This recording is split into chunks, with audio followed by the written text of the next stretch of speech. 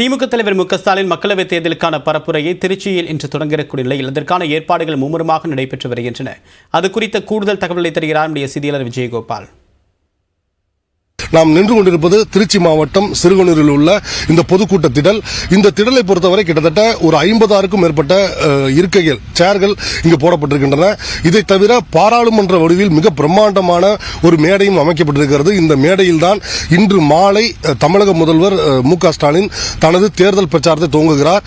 மிக குறிப்பாக சொல்ல வேண்டும் என்றால், திருச்சியின் வேட்பாளராக அறிவிக்கப்பட்டிருக்கின்ற மதிமுக முதன்மை செயலாளர் துரை வைகோ மற்றும் திமுகவின் பெரம்பலூர் தொகுதி வேட்பாளராக அறிவிக்கப்பட்ட மூத்த திமுக அமைச்சர் கே என் நேருடைய மகன் அருண் நேரு ஆகியோரை இங்குதான் அறிமுகப்படுத்தி பேசுகிறார்.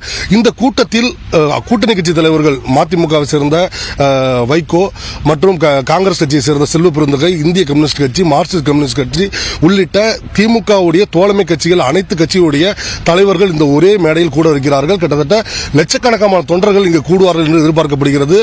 தற்போதே புறநகர் பகுதியிலிருந்து தொண்டர்கள் வரிசையாக வரக்கூடிய காட்சிகள் நாம் பார்க்க முடிகிறது. திருச்சியில் சென்டிமெண்டாக தற்பொழுது திமுக தலைவர் மு க ஸ்டாலின் பிரச்சாரத்தை துவங்க இருக்கிறார். இந்த பிரச்சாரத்தை பொறுத்தவரை கடந்த சட்டமன்ற தேர்தலையும் பொறுத்தவரை இங்குதான் இதே இடத்தில்தான் சட்டமன்றத்திற்கான ஒரு தேர்தல் பிரச்சாரத்தை துவங்கினார்.